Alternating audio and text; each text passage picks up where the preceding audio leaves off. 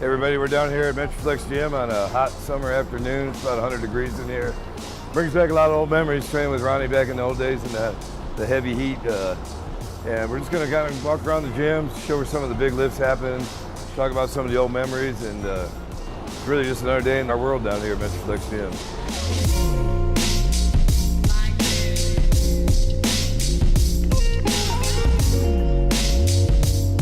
First opened in September of 1986.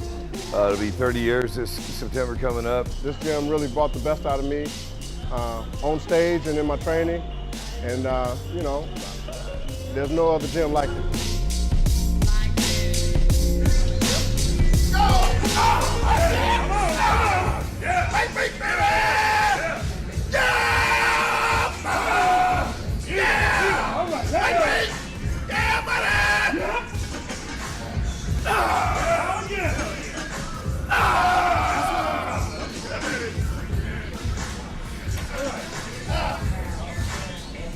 In this famous spot where this 800-pound squat took place. I'll never forget that day because that was the day that I never thought I'd be able to see. And how that 800-pound squat came about, I had already did the 800-pound deadlift, and I'm like, I wonder if I could squat 800 pounds. I didn't think I could do it, so to make sure that when I went down, I was coming back up, I went out and bought a squat suit just in case. So the hardest thing about a squat suit is putting it on. It took Brian and Gus to help me put this thing on. If I can do 2 reps deadlifting 800 pounds, I can do 2 reps squatting it because I'm using the same body parts pretty much, same legs, same arms, same everything. I was right here, in this spot right here, psyching myself up. And Gus was loading the weight, and y'all saw him say 800 solid ass pounds. And that's exactly what it was, 800 solid ass pounds. I did them 2 reps. I remember the first one, and I'm like, okay, I ain't going down all that low. But it was so light, I was like, second one, I'm gonna bury it.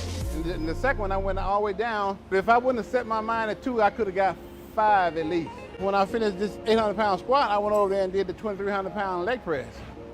So I still had a lot of strength left in me after I did that 800-pound squat.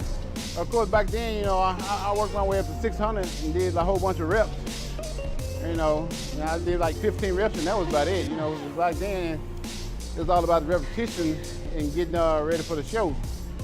So I would rarely do like real heavy, like 2 rep sets. You know, I only did that when the camera was here. You know, doing those high reps, that was incredible. You know, I mean, I think one time he did 600 on the bent over row for like 10 reps. Perfect form. I mean, you know, he would go to literally supernatural levels every day, you know. And, you know, Ronnie was a very focused individual. I mean, he made noise and such, of course, when he trained, you know, yelling out, yeah, buddy, nothing but a peanut, lightweight baby, all those phrases that have become famous. Those were like his battle cries. Yeah, gotta get good. Yeah, buddy, lightweight baby. Nothing but a peanut. When he get to holler, yeah, buddy, that weight on his back, he'll get like 2 more. I be saying, damn. I was just bored in the gym one day and trying to think of something to fire me up. And that was the first thing that came to mind.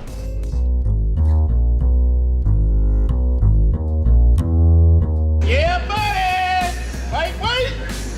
Yep. Ooh. Yep. Ah! We're down here at the heavy end of the dumbbell rack.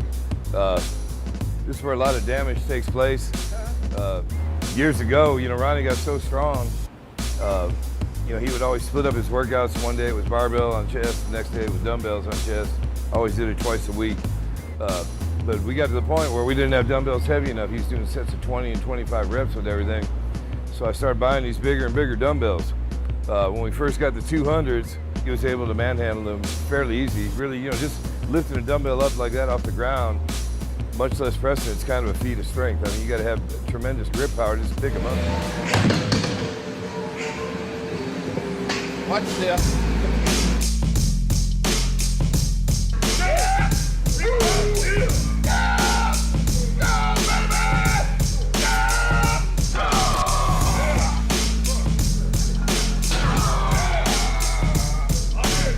Did you talk me into going for 8? Yeah. See, Brian talked me into going 8. I hadn't planned on doing 8 because I knew I didn't think I could do 8 back then. And that second rep, only reason why I got it because Brian had hit me right before I did it. And I was still mad, so I pulled another one to get the rest of that anger out of him, that slap that Brian had given me. The thing with Ronnie is he didn't want to ever get beat. When we first started out, I could probably beat him in everything. That didn't last very long. Probably by the time he went to his first show. After that, I could never beat him in anything. There's a lot of guys that tried to, come in the group before me, and they didn't make it. They didn't last, We always talk noise to each other, and so, a lot of people, if they weren't able to deal with that, that was just a whole nother side of it. Most of these people would make it through chest day, maybe through back day, but none of them ever made it through leg day. When we used to go out walking outside, walking London, we'll start off probably like one plate, and then Ronnie, he'll see me getting close to him, so he'll put 2 wheels on there. No, I couldn't do no 2 plates walking London, so he'll do it, and then we'll drop the plate, and I said, man, do I have to do that? He said, man, you want to test me? Yeah, so I done it. So he thought when I done it, he had to jump up to 3 plates, 315 walking London. That was awesome, that was amazing. When I look at some of the other guys and how they train now, and they have good longevity, God bless them. I'm glad it worked out for them that way. A lot of people criticize that old style of training and say that's why Ronnie is the way he is now. But I really don't know. We didn't really know any other way, and would he have been that great if he didn't train that way? I don't take it for granted that, I get to be, mentored by the greatest. Sometimes, I wish, that it would still be the same back then, but, you can't get back time moves on. But back in those days, it was wonderful. That would never be again, that era with me and Ronnie come out of. And those days, it was just real bodybuilding.